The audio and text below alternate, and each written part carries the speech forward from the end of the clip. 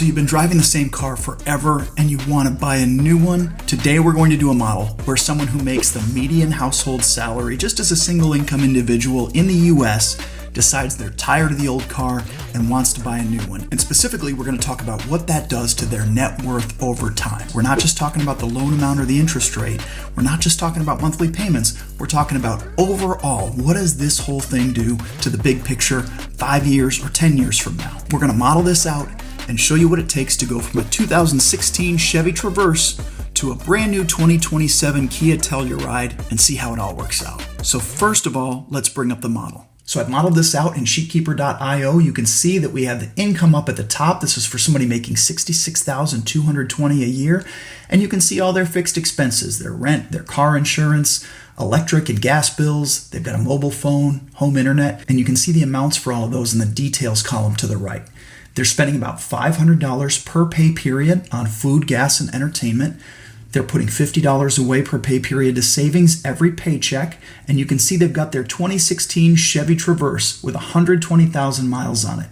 It's depreciating at 15% per year. That's our assumption. And it's currently worth just under $4,000. You can see they've got just over $1,000 in checking, over $2,000 in a high yield savings account at 3.5% per year. And so you can see down at the bottom some of the summary numbers.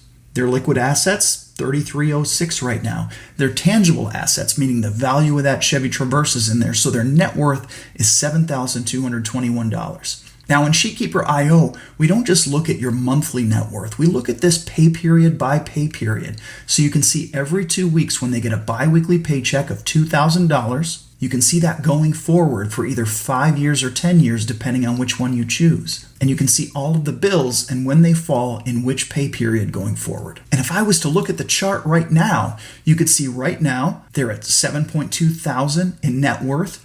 And then we're going to go 5 years out here, and we're going to see by the time we get to July 2031, or 5 years from now, we're at $54,000 in net worth. So I'm excited to do this projection because I haven't even done this one myself yet, and I want to see what happens. The first thing I want to point out is we've added some irregular expenses, meaning they don't fall every pay period or every month. You can see we have to spend $750 a year right now on these car fixes, whatever that might be. The Traverse is starting to fall apart. It's 10 years old. And so there's $750 right here in August. And we're just going to say every year in August, we expect this to be $750 that we've got to pay. That's been our average of the types of fixes we've had to do. And hopefully it stays that low because it's a pretty old car. Now you could put these expenses anywhere that you want and do your estimate any way you want, but this is reasonable. And then we've got oil changes that we have to do. We put in $45, and that's once every few months. So you can see that coming up in our irregular expenses every few months. Now this car is paid off, so we don't have any debts showing right now. We don't have a loan. We don't have a transfer that's going to a loan. We just have the equity that we have in our Chevy Traverse. We know from the Kelley Blue Book value, and we plugged in good condition, we're going at the low end of the trade value here, assuming we could walk into CarMax and they probably give us about this number for that Traverse. And we got $39.15, and that's just depreciating slowly over time. So you can see if we go out a couple of years, out here in 2028, it's worth just under $3,000. And then out here in 2029, it's worth $2,500. So here's the deal. We've got our eye on this really cool looking 2027 Kia Telluride X-Line SX with navigation and all-wheel drive. It's $52,280. I don't know if you can negotiate that down at all, but let's just assume this is the type of dealership that's going to make us pay that amount. It's like a no-haggle dealership. You might be able to get this for a lower price. So I went to kbb.com and I priced this out assuming that we're going to sell it private party with 1,000 miles on it, meaning we're going to buy this thing, we're going to drive it off the lot, we're going to assume we drive about 1,000 miles. We want to know how much we could get for it if we hopefully sold it to someone else after about 1,000 miles. We want to estimate how much is this Kia worth right now. It's actually great. It looks like it's above the selling price, which is pretty crazy. You rarely see that, and these options are similar, if not exactly what we saw on the new car price at the dealership. We've got $53,680 at the low end of the very good condition range. So this is a reasonable assumption. So here's what I'm going to do in my model. I'm actually going to make a copy of this model. I'll say duplicate, I've renamed it Median Single American with Kia. And now what we can do, because we've got two different models, is we can make modifications to this model. The first thing I'm going to do is add our Kia in here. So we'll call this 2027 Kia Telluride. I'm going to add this in, and we want to know the starting value. We know our private party ranges from 53,680 to 55,780. Let's assume we could trade this in the 52s somewhere. Let's say we did 52,500. That seems reasonable. So if I put 52,500 here, what I'm also going to do is depreciate this by 15% a year. We're going to assume it loses some value year over year. You're going to want to do a lot of research about this because cars depreciate at different rates, but let's say 15 for now. So you can see now we have our Kia Telluride. It starts at 52,500 and then it goes down a little bit every pay period. So let's say we want to do a 72-month loan. This person wants to try to keep the payment a little bit lower than a 60-month loan. Not saying that's the best idea. Let's say that's what they want to do. Right now, as of this filming, you can get somewhere between 6.75 and 7.5% APR on one of those loans. Let's say they've got a decent credit score, so we're going to give them 7%. And we don't have a down payment for this, but we do have a trade-in. We're going to assume they give us the full $39.15 for it. We didn't owe anything on the trade-in. I'm going to give us an advantage. I'm going to put the state as Oregon because there's no sales tax. But if there were sales tax, that could add a lot to the car. Title, registration, and other fees, $2,400 seems high. So let's say we put in $1,000. And we're going to include the taxes and fees in the loan because we don't have money to bring from savings to do this transaction. And we'll calculate that. So here's the details. We've got $841.62 is our monthly payment. We've got our total loan amount as $49,365, okay? So we're going to go and put those numbers into sheetkeeper.io for the analysis. So the first thing we want to put in is our total loan amount at $49,365. The loan amount is less than the purchase price because we've got this trade-in value. So $49,365, we're going to plug that in here as a debt. We're going to call it Kia loan. We're going to add negative $49,365. We're doing a negative balance because this is a loan. And the APR, we decided we would do 7%. And there we've got it. You can see our Kia loan. And you can see right now, this is just growing and growing because we're not making a payment into it yet. So for a transfer, I'm going to add one. I'll put Kia car payment. We'll put in $841.62. And we are going to take this from checking. It's going to go to our Kia loan. It's going to go on a monthly basis, and we'll say we owe this on the 15th of the month.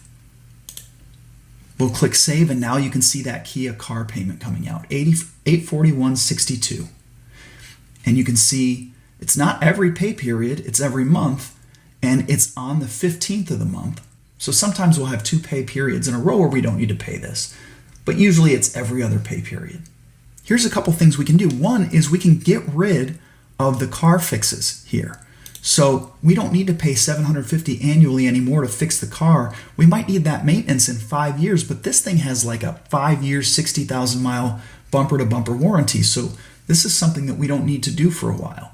So we're just going to delete this for now because we're looking at about a 5-year time horizon.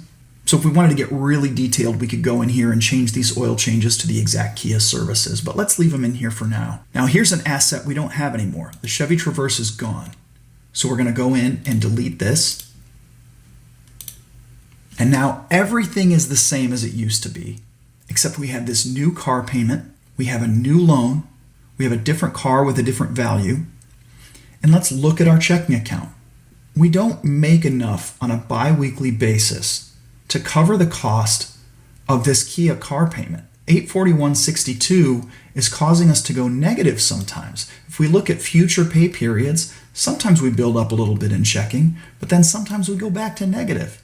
And that's just not the right way to live. We're not putting enough away in savings.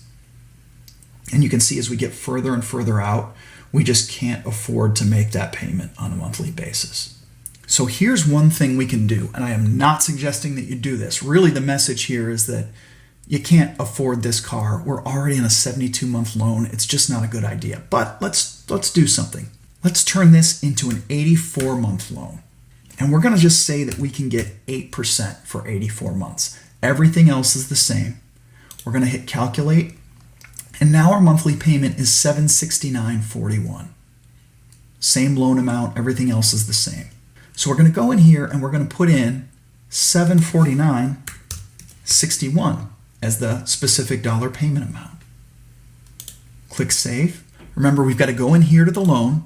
We've got to change this APR to 8%. So we'll do that.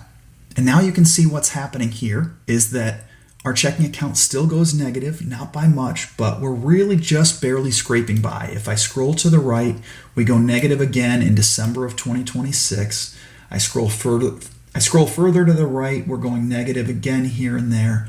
And yeah, just every once in a while, that checking balance goes negative. That's not a good place to be. It's not a good way to live. Now, you are building up savings here.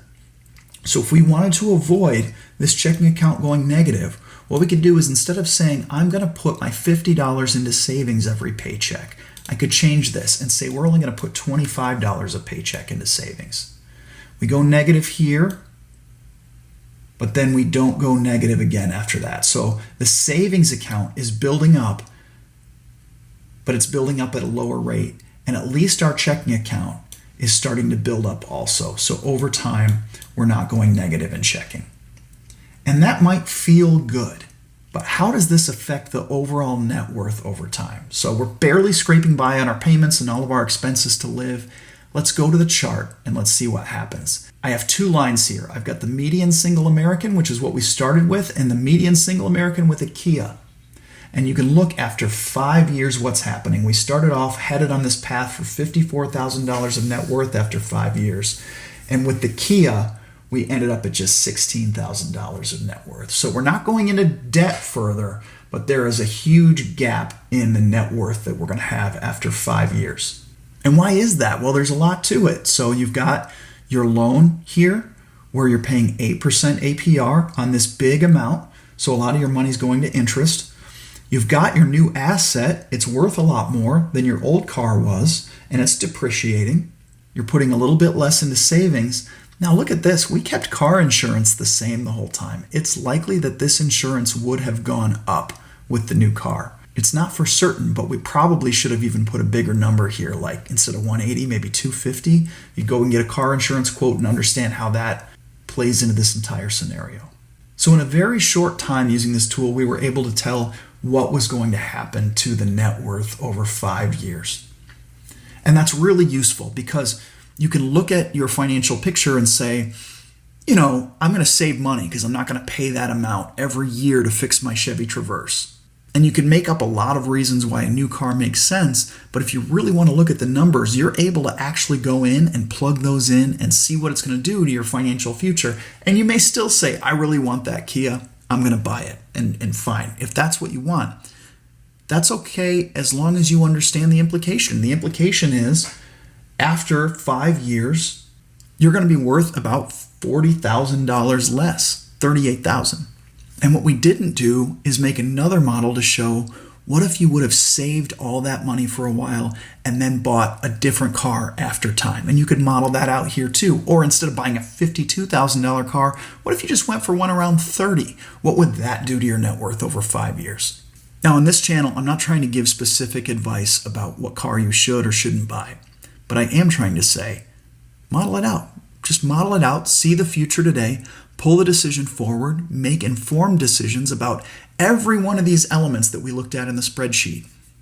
And you can do that. The tool will be available to you soon online at sheetkeeper.io. There's a waitlist right now that you can sign up for. There are also classes there that you can take to create a spreadsheet just like that, where you build it yourself. And there's a spreadsheet class just for your kids. So if you have teens or young adults that would like to learn how to model like this, we've got information there for them too. Subscribe to see more scenarios, and I'll see you in the next one.